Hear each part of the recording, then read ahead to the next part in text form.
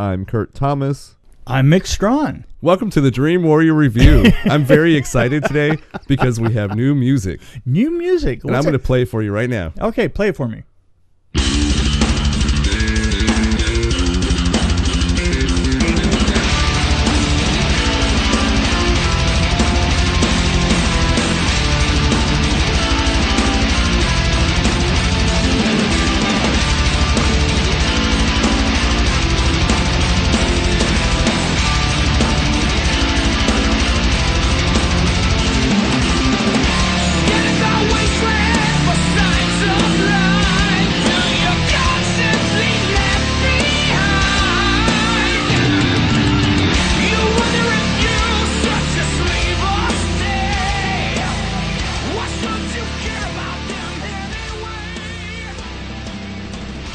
The name of the band is Charred Walls of the Damned. Charred Walls of the Damned. And I thank Richard Christie from the bottom of my heart. Didn't they used to tour with Supertramp? It might be somebody else. It might be anybody else. Right, exactly.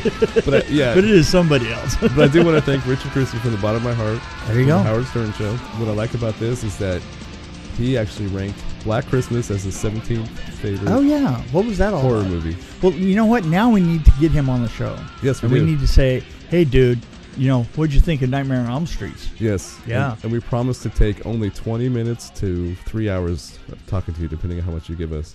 Right. Okay. That's a good range, isn't it? Perfect. So, anyway, seen any good movies lately? I believe I saw a really good movie. Oh, you did? Yes. We just saw Star Wars: The Last Jedi. Yes, we did. It's the third in the new series. It is actually 1, 2, 3, 4, 5, 6. God, it's the eight. eighth movie. It's the eighth yes, movie. I had to count. Yeah. And I was using my hands. Yeah. When we get to 11, I'm going to be screwed. Yeah. Well, you unzip, I'm out of here. So, in a nutshell, Mm-hmm. here is the plot that I'm stealing straight from IMDb. Okay, let's go. I'm saying I'm stealing it. Now you're reading. Having taken her first read, steps read, into the Jedi world, Rey joins Luke read. Skywalker on an adventure with Leia, Finn, and Poe that unlocks mysteries of the Force and the secrets of the past. So, what'd you think? I think overall, I really loved it. I had loved it. I have to say, there were a couple of things that in the beginning kind of bothered me a little bit. There was I'm just going to say that there was a scene in a bar, and it's like this bar scene was uniquely unsuccessful compared to the previous ones, famous bar scene in the very first Star Wars. This was like, it was like the utter opposite of it in feeling any kind of bizarre authenticity. And we went from that to me just digging the hell out of the rest of it. Right. Well, I thought the first like 20 minutes or so was kind of messy a little bit. It was messy. Yeah, I had trouble following I agree with a you. little bit. And I also believe, and also the film distinctly had two different, it almost was like two different films. Yes. You know? Well, I really liked Force Awakens, but it might be because I was coming off of those previous ones before that one that I won't mention right now. Yeah. We're not talking about those. Yeah, right. But with Force Awakens, I was like on my knees praising the Star Wars gods. They finally brought the right thing. Right. The right mix of everything. Right. And then they did the next one. And the movie Force Awakens was a very straightforward movie. It was like, here's the plot. We're just following a line from here, and we're ending here. Exactly, and that's kind of where I thought we were going in the beginning of this. That there was that first half of this film was pretty straightforward, and it didn't seem like we had any of the amazing twists that the film had. And let me just say this: I don't want to spoil it for anybody. I don't either. Yeah. I just want to say that the twists were amazing. The fights were amazing. Yeah, there were some good tricks and stuff. Yep. Yeah, I mean, the surprises, the choreography, the way that the weapons, the visceral feel of the weapons was so vastly much further than they've ever done before. What did you think of Rogue One? I didn't. I mean, I liked it, but you know, see, I kind of, it lacked humor. It lacked. Yeah. Well, with Rogue One, I felt like it was kind of like I didn't like it as much as the first one, and this one I liked a lot more than Rogue Right, One, for sure. Oh, There's no question. yeah. Let me put it this way. I honestly thought, before the second half of the film, I honestly thought to myself, I'm putting this right in between The Force Awakens and Rogue One. Yes. I'm putting it in between the two. I did too. All right? Yeah.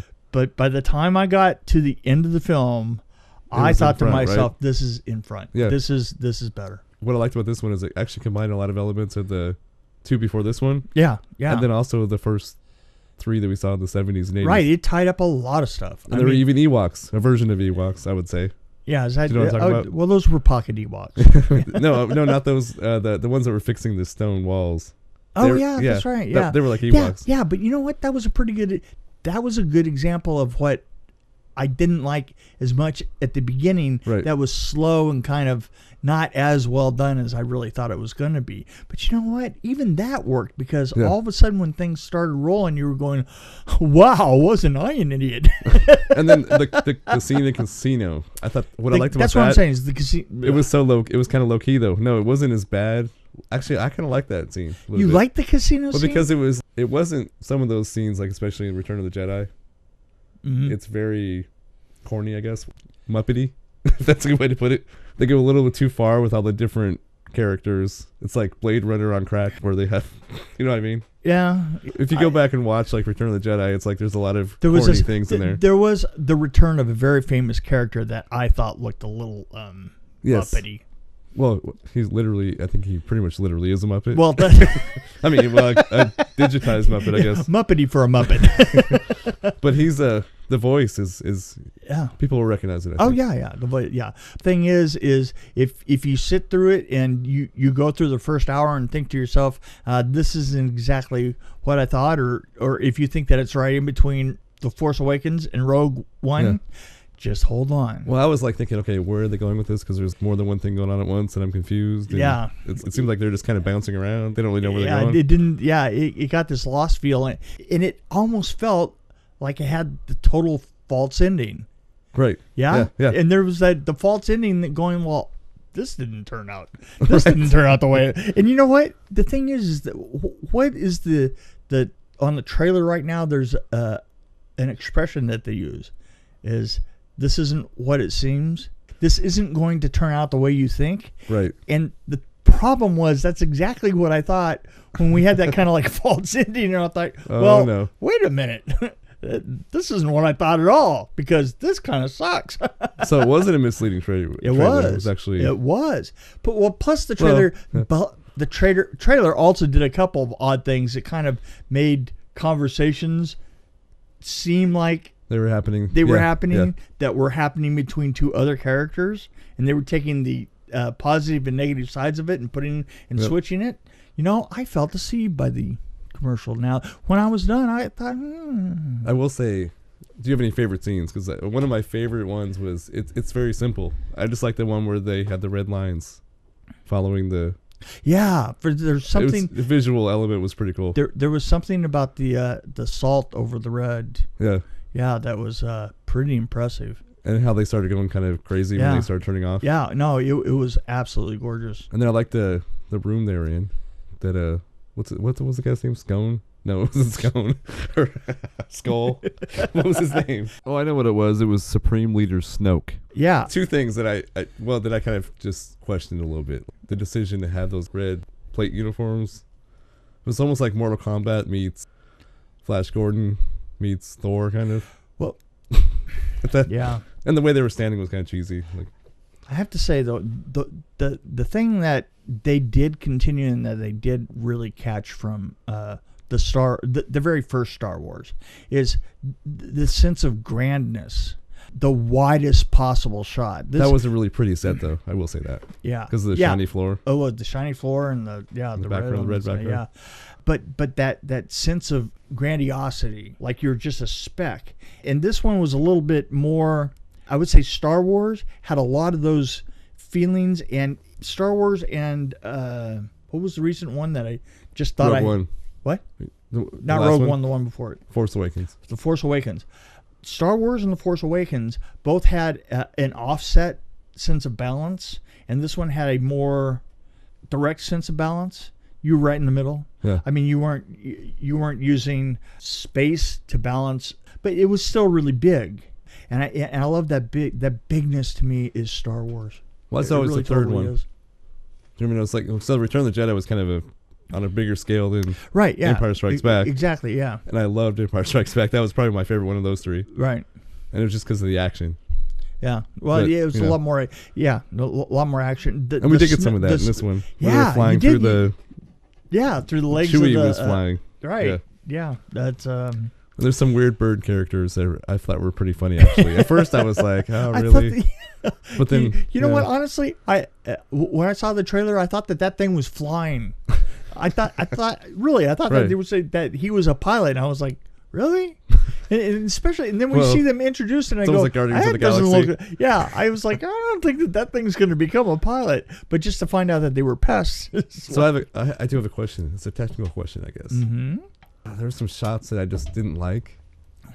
Yeah. I'm not crazy about big, huge explosions on spaceships, and it's all digital. Like, is there a way they can mix real explosions to make it look more realistic, or because you can see the digital? You know what I mean? I don't know how to explain it. The pixelation, I guess, is a better way to put it. Yeah. It's like Jurassic Park. It looks kind of explosions look like explosions, though. You know, the problem with explosions, if you remember Independence Day, the explosions on that had a tendency to, as good as it was, and it was pretty good. The explosions still, it's difficult to put explosions in scale and control them, probably. Well, here's the thing. It's not just controlling them; it's actually making them look like they're real. Yeah, it's hard to make the real explosions. But it's a matter of scale. It's a matter of scale. Okay. It's why digital water was so difficult to do, because if I make a miniature and I put a boat in water and I try and make it look like an ocean and all this, there's a couple of things that I can do to the water to, I can add Jello to the water, or I can add photo flow, which goes the other way. It makes it a little bit looser and stuff, but still it's only within a certain realm. It like looks like what it's going to do. You have to remember fire is the same way. And so if you're going to get way back and you're going to see this huge explosion, it has to be digital, because you just can't, blow up the Philippines and then film it from the United States. Right. Yeah. I see what you're saying. And they can't really go out to space and create some explosions. Exactly. So exactly. So what about backdraft? Because backdraft was quite real. Yes. Yeah.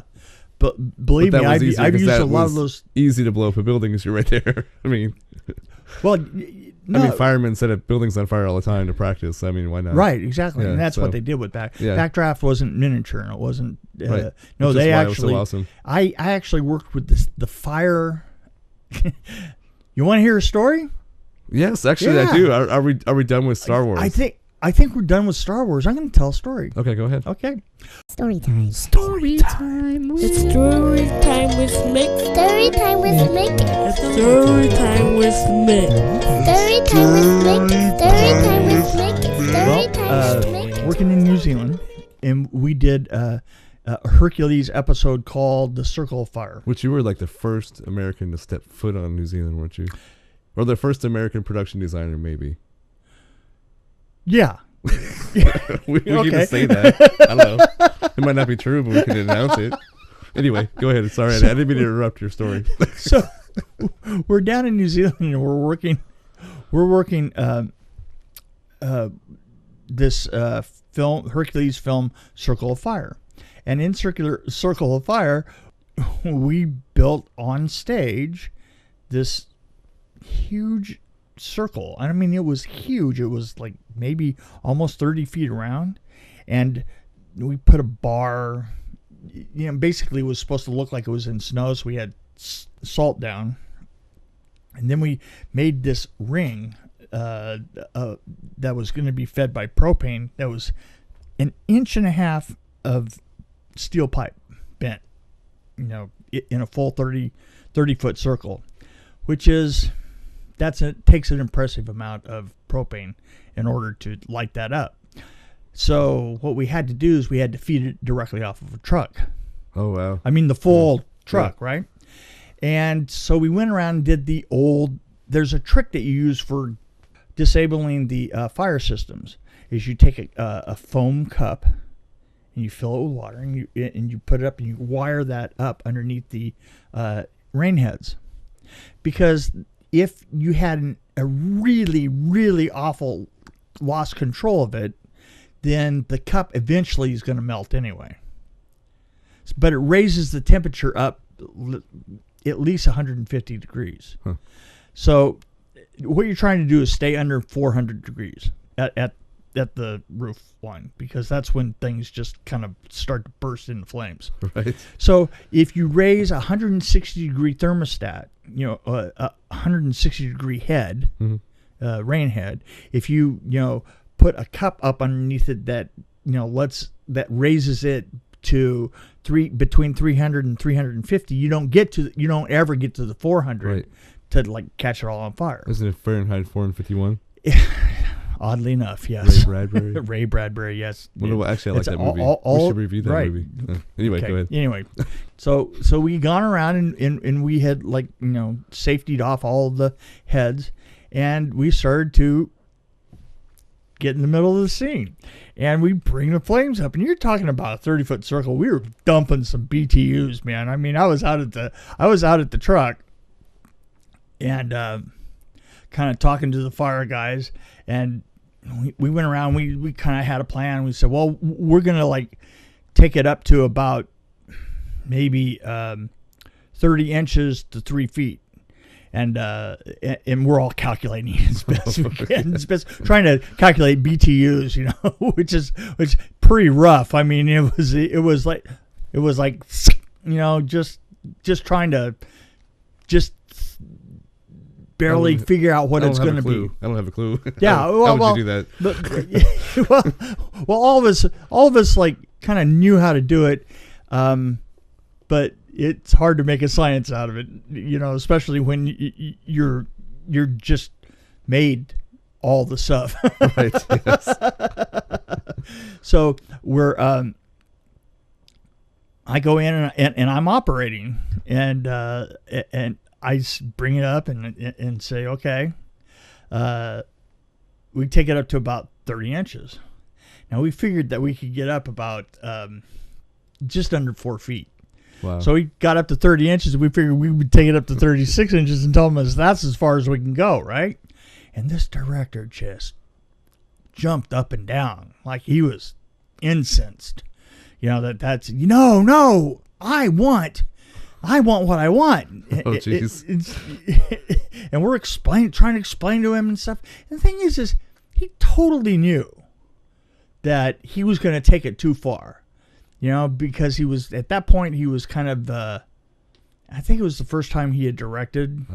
He'd done some second unit before, but this was the first time that he was the big director, and he wasn't going to be denied anything. Okay, so it was like a power struggle. Yeah, it was a power. It was totally a power struggle, and I'm going to be honest about it. It was a power struggle between him and me. And that never happened with you, did it? No, only when I was awake. So we're having this power struggle, and it's going back and forth, and you're seeing the whole thing play out right there. And every time it plays out, and I lose with the producer, once it got up to about 4 feet, I brought the producer in and said, you know what, this is going to have to be a 3-way decision. and from then on, every 3 inches it went up, we pulled in another major player.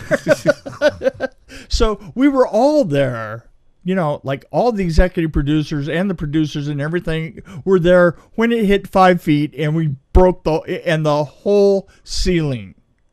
Just all of a sudden, all at once, all the cups just melted away. Right.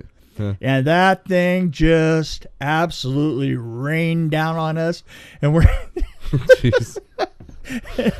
And I'm not kidding, man.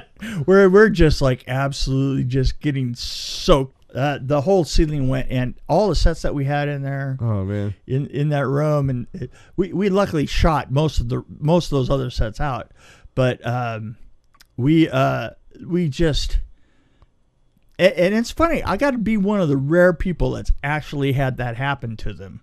Because I told that before to guys in the business, and they said, well, how hot did you have to? I said, God, it was crazy. And the thing is it was honestly the dumbness that you get of like a whole bunch of people making decisions. Right. Like I lost the ability. Yes. I lost the edge of the decision making, and it went to a committee, and the committee blew the ceiling down on us. And dude, man, I'm telling you, that next door was a record store. Oh man, we washed away the record store. We washed away. So the whole building went off. Yeah. That makes sense because it was all connected. Oh yeah, it was all connected. The whole thing, the whole thing, just the whole building, one end to the other. And I think it was a warehouse for a clothing chain and a record chain. I can say they had like gremlins in there.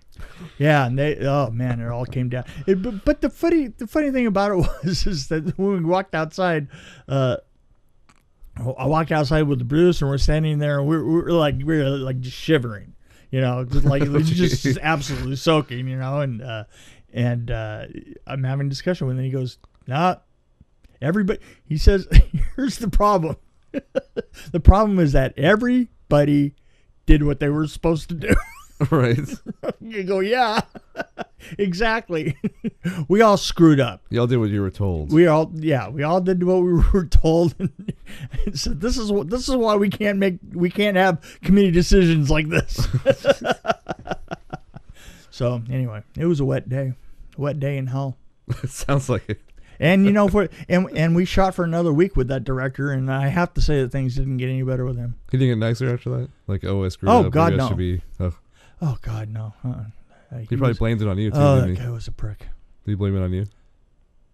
I think he did in his heart. He should have used metal cups. Yeah, he had a lot of suggestions. That's exactly. He kept coming up to me for a week saying, you could have done this and you could have done that and could have done that, and it's like, no, we were on that train. That sucker wasn't going to be pulled over. Well, he was technically the conductor of the train. Yeah, exactly. Well, to tell you the truth, I mean, it's everything. All the elements were there to really, really screw up, right? And I knew it, and I was just like, this ceiling's coming down. That's all I could think of. That would be some awesome footage, though. I don't know if it was, Oh, be interesting, at least. Yeah, we've got it right here. Hercules in the circle of fire. Right. Well, I'm talking about when it went wrong. Oh, well, yeah. I said that would be interesting to see that. It would have been interesting. Yeah, it was. Hercules, yeah. It was a lot of fun. How long did that series? Was that a TV series, or was that? I know there were a series of movies, right? Or it was a series of movies, and then what they did is they took the series of movies, and it was a series of 5 movies. And I think what they did is they played the 5 movies, and they were on TV, and they were so popular that they made a series of it. And the thing is they were already playing the movies before we finished, so they just kept going. They just I was only contracted for the 5 movies and to set up the original, and it took a year and a half, and then I went home. But I set up the look and all the rest of that, and it continued fairly. Unlike Mantis, where I set up this really cool look and it just went to, heck. It went to heck when I left. I thought that they did a pretty good job of continuing with that look. That's good. Yeah. The whole series was pretty good. Anyway, that was Storytime. That was awesome. Yeah. Fire. I like fire. Fire is awesome. Anytime we can talk about explosions, I'll be happy. Yeah. Yeah.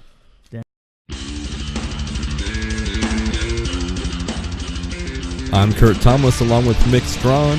We thank you for joining us on Dream Warrior Review. If you have any comments, questions, or suggestions, you can reach us by email at dreamwarriorreview@gmail.com or on Facebook and Twitter at DW Review. See you next time on Dream Warrior Review.